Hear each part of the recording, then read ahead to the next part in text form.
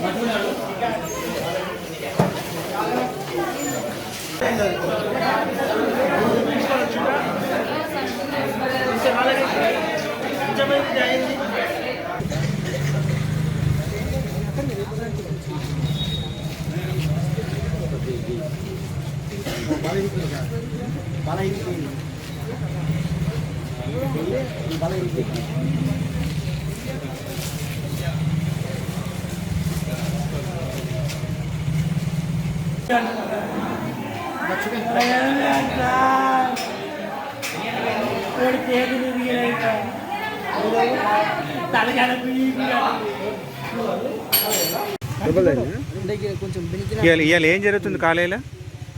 కాలేజీలో ఏం జరుగుతుంది అంటే సండే వాడు స్టడీ వరకు కూర్చోబెట్టింది. కూర్చోబెట్టిన తర్వాత వదిలిపెట్టి బ్రేక్ ఇచ్చింది. బ్రేక్ అయ్యాగానే ఇక్కడికి వచ్చినా అది జరుగుతుందని చూడటానికి వస్తే ఇక్కడ కూలిపోయింది. అందరు హాస్టలర్సేనా? డేస్ కలర్ కూడా హాస్టల్ డేస్ కలర్ లేదు. పైన బిల్డింగ్ ఎంతమంది ఉంటారు అది జరిగిన టైంకి? దాని మీద 10 మంది 10 మంది ఉంటారు.